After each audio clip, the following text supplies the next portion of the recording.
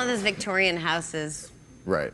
All right, well, let's get to your latest controversy, because you always have one brewing, and I think people think that you and I like controversy. And I know. I think we both don't. Don't you wish everyone would just agree with you all the time? Yeah. And then we wouldn't have to have controversy. We don't like it. It is frustrating when people think like you're asking for it just for doing what you do. Are you talking about the TED thing? Yes, and let's tell people what TED is. If you don't know, TED stands for Technology, Entertainment and Design. It's a huge conference.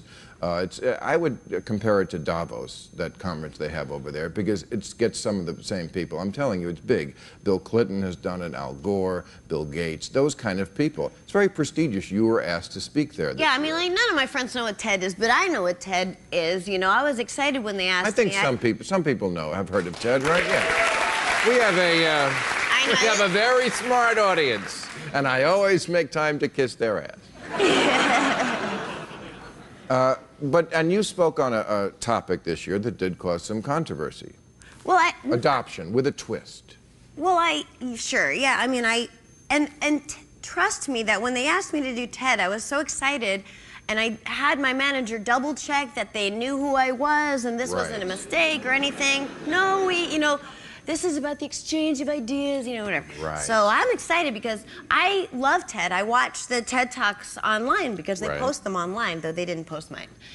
Right, so they got mad at you. I was nervous. I did the best I could. It went very well. I was super happy, and I didn't realize that the next day, the curator, Chris Anderson, apologized for having me, and he tweeted, I shouldn't say this about one of my own speakers, but I thought Sarah Silverman was god-awful, to his 1.5 million followers on Twitter, and I just felt so And Steve Case also said bad things about you.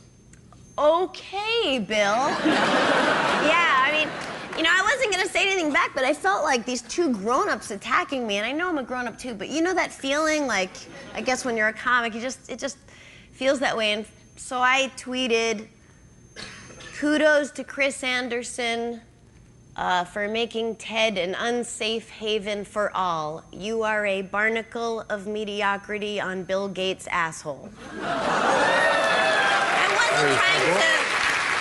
Reasonable. It is reasonable because when you think about somebody who is this person? He put together TED, which is a very interesting, cool, conference.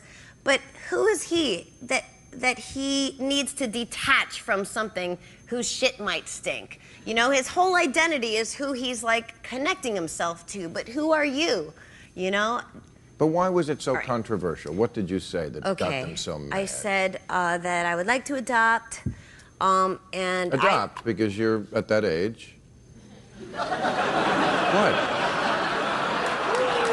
All right, let's just say it. My womb is clearly polluted, so I'm going to adopt. No, I would like to adopt because there are so many children already born, and I think that I would like to adopt a baby, a mentally retarded baby.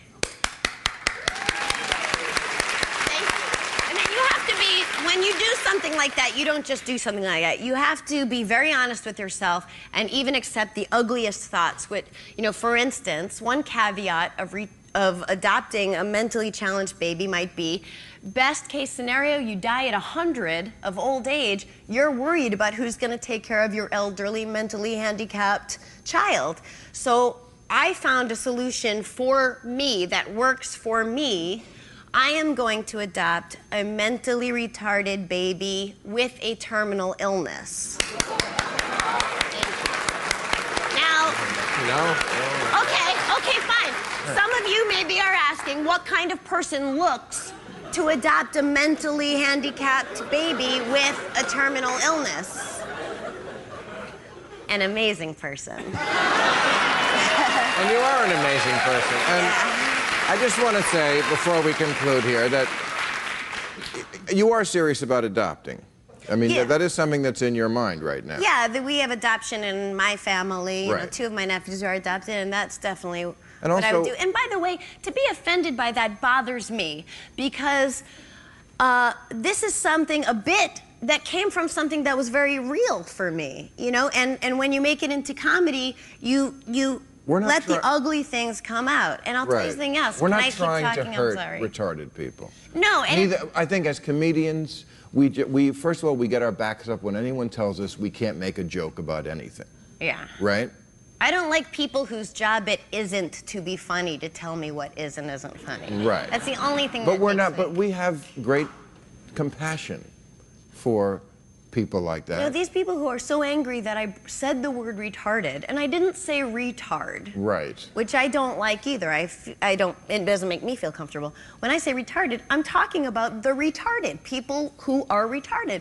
And I think that people who don't, that people would rather it not exist. People would rather that the mentally handicapped not be represented in art or in expression in any way than take the chance of being expressed in it and offending not the mentally handicapped, but their advocates. And I don't give a fuck about their advocates, you know?